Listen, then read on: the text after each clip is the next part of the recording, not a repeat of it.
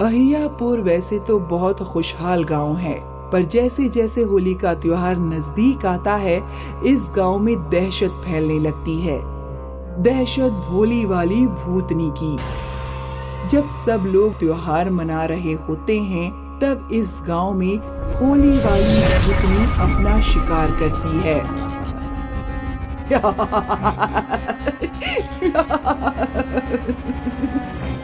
सब लोग होली मनाने में मगन थे। वहाँ भूतनी ने एक आदमी को उठा लिया और गायब हो गई। जब लोगों को पता चला, तब तक बहुत देर हो चुकी थी। आपने मेरे पति को देखा क्या? भैया, तुमने देखा? आपने तो देखा होगा। किसी ने मेरे पति को नहीं देखा। लगता है वो होली वाली भूतनी मेरे पति को उठा ले गई है। और तुरंत ही त्योहार का माहौल मातम में बदल जाया करता था।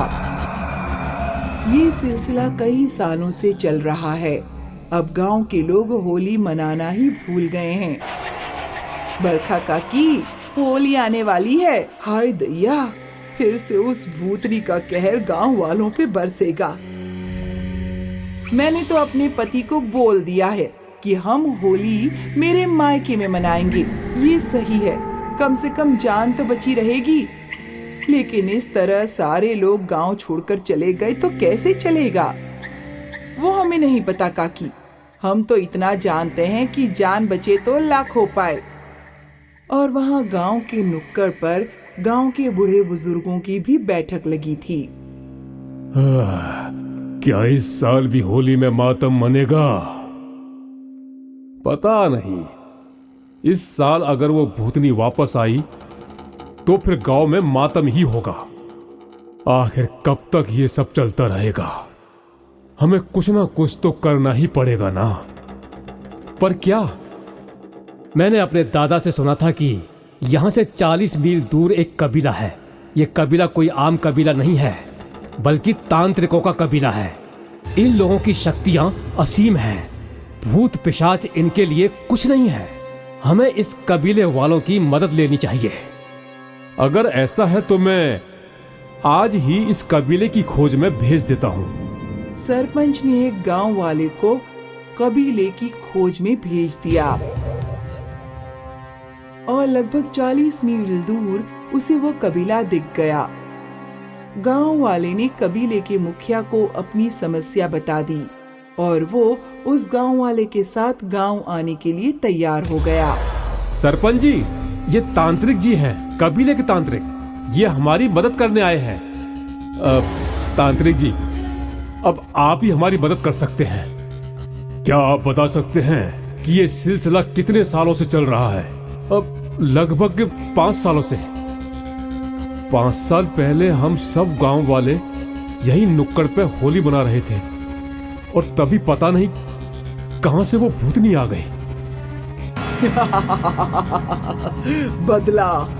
बदला, मुझे बदला चाहिए और मैं वो लेकर रहूंगी। फिर उस भूतनी ने भीखू को पकड़ लिया और उसे घसीटते हुए अपने साथ ले गई। वो आखिरी दिन था जब हमने भीखू को देखा था। फिर उसके बाद क्या हुआ? अगली होली पर दिन में कुछ नहीं हुआ, सब खुश थे। लेकिन जैसे ही सूरज ढला, तेज आंधियां चलने लगी और वो भूतनी एक बवंडर की तरह गांव में आ गई। उसकी हंसी गांव भर में गूंजने लगी।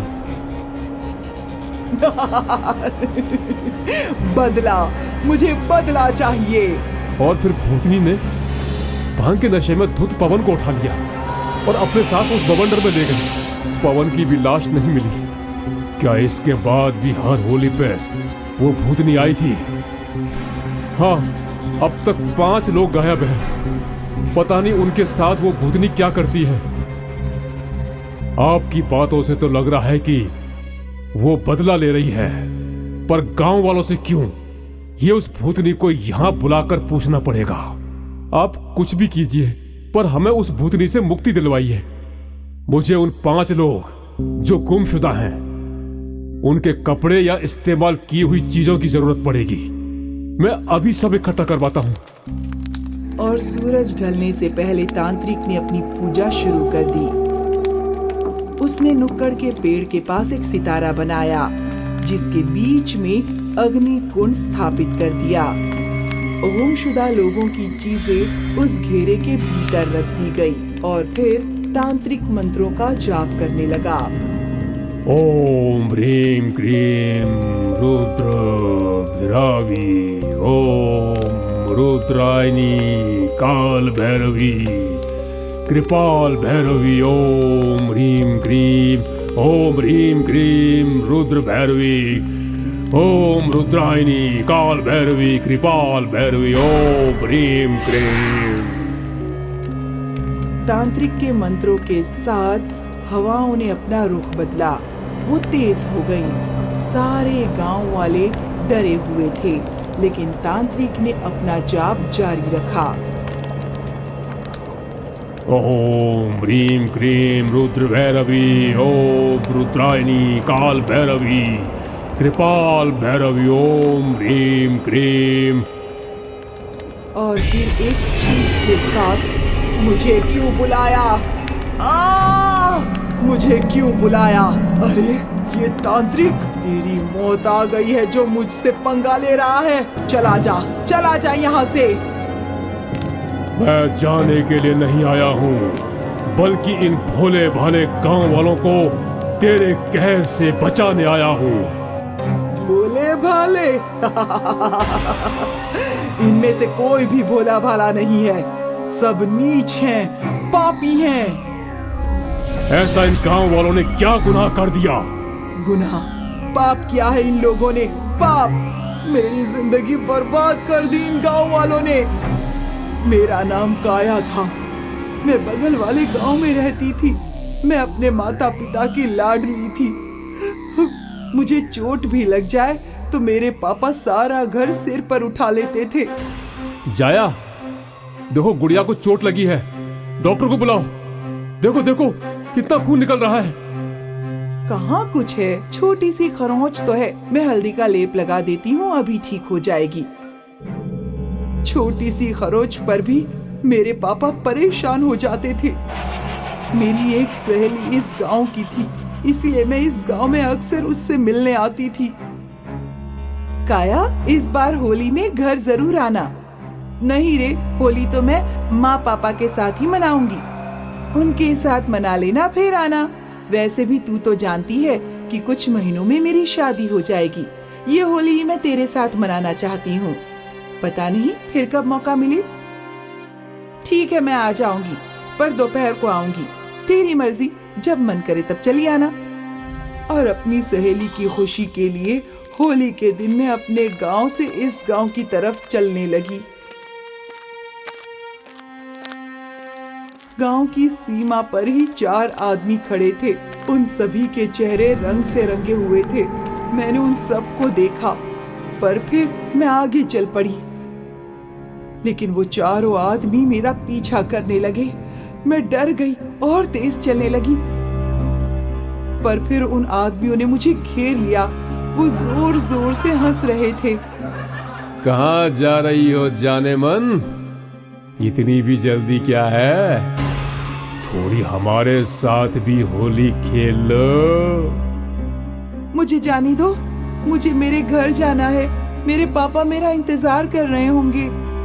छोड़ देंगे तुम्हें, अपने घर छोड़ देंगे, लेकिन पहले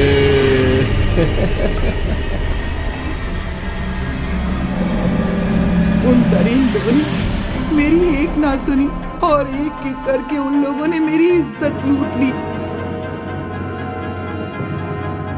उस दिन मेरे पास नदी में कूदकर जान देने के सिवा कोई पर्याय नहीं था।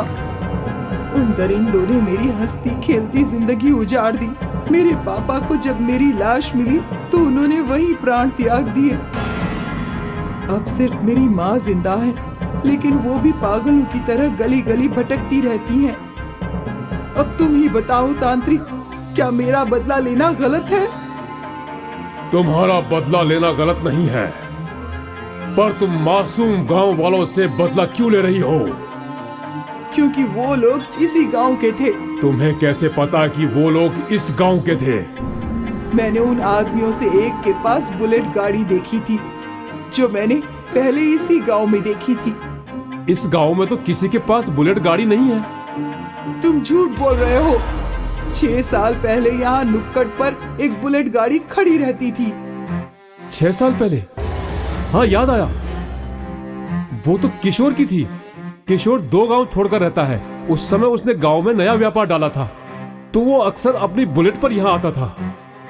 देखो काया, वो जिन लोगों ने तुम्हारी जिंदगी उजाड़ी वो इस गांव में नहीं रहता, तो तुम किससे बदला ले रही हो?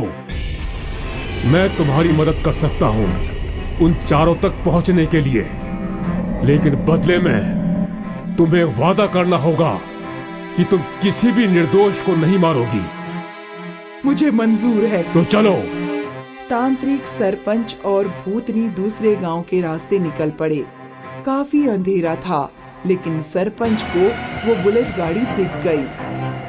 वो रही बुलेट और वो किशोर का घर। उन लोगों ने किशोर का दरवाजा खटखटाया। सरपंच जी, आप यहाँ इस वक्त? वो अकेले नहीं आए हैं, हम साथ में मेहमान भी लाए हैं। और फिर भूतनी किशोर पे झपट पड़ी। 6 साल पहले मेरी जिंदगी बर्बाद कर दी थी तुम लोगों ने, अब मैं तुम्हारी जिंदगी बर्बाद कर दूंगी। मुझे माफ कर दो। तेरे साथ और कौन कौन था? नहीं, मैं बताता हूँ। हरिया और मत्रु था।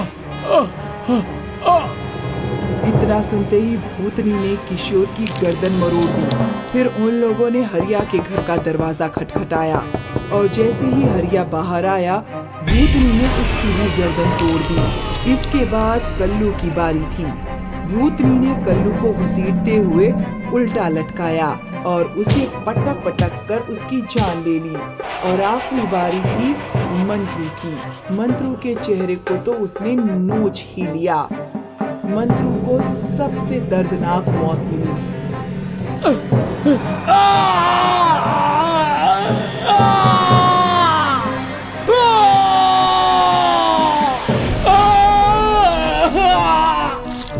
अब तुम्हारा बदला पूरा हो गया है।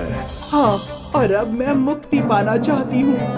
मैं तुम्हें मुक्ति हासिल करने में मदद करूंगा।